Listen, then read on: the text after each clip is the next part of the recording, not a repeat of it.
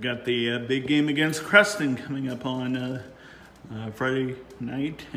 Talk a little bit about how you hope to build on last week's performance against St. L.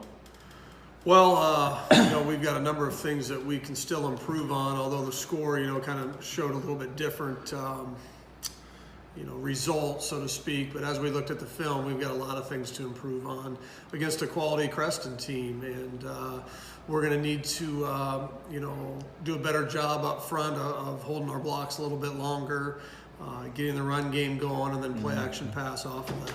What were some of the things that you think you might have to work on, some of those things as you looked at film? Well, our open field tackling is going to be very important this week. They're going to get some breaks and get the ball to the open field, so it's going to put a lot of pressure on our defense to, tackle in space. And offensively, then we're going to have to control the football with our rushing game. Okay. You split time between the two quarterbacks last week, Garrett and Keaton, and anybody stood out in practice this week? Well, Garrett McLaren will get the start this week. I think he's probably our guy that we're going to go with. He does a nice job of, I thought last week, of changing the snap counts and just managing the game. We don't need anybody to, stand on their head, so to speak, and throw for 500 yards right now. Okay.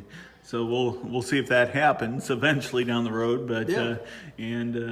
Tyler, he carried the load, as you said. He was, as you mentioned during the preseason story, was one of those that would carry the load for the early part of the season until Garrett got comfortable and in place. Mm-hmm. Definitely, and we're going to need that out of him this week. This is a big week for Tyler and our offensive line. They need to just give him a seam, and once he gets a seam, he can really do something with the football. But, Creston's going to try and take him away, so we're going to have to do a great job up front. They have bigger size? Yes, absolutely, yeah. They're a 3A school, they've always been big. So physically big. Physically big, yeah. So we'll have our hands full. I think this game's won in the trenches. Who are some of the guys you got to look out for Creston? Well, it starts with our quarterback. I think out of that district, that 3A district, Eli Loudon's one of the only returners from last year. He had a great season last year. Last week, I think he threw for 4 touchdowns, 300-some yards.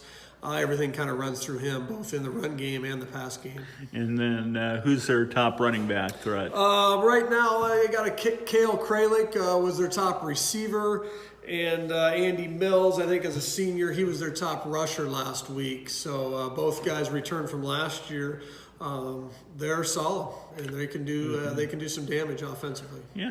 Well, last week your defense picked up a couple of big turnovers, one fumble recovery, one interception. I believe maybe there was 2 fumble recoveries. Yeah. I thought defensively we swarmed to the football.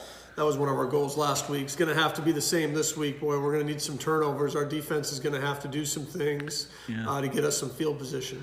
All right. And then assuming you do get the win tonight against Creston, if you get the win, how will that kind of help build for the rest of the season? Well, it just puts a lot of confidence in our guys. Beating a 3A school who took down the number 10 2A team last week, boy, it sure be a feather in our cap. All right. Well, we'll see where it goes here. Thank you very much.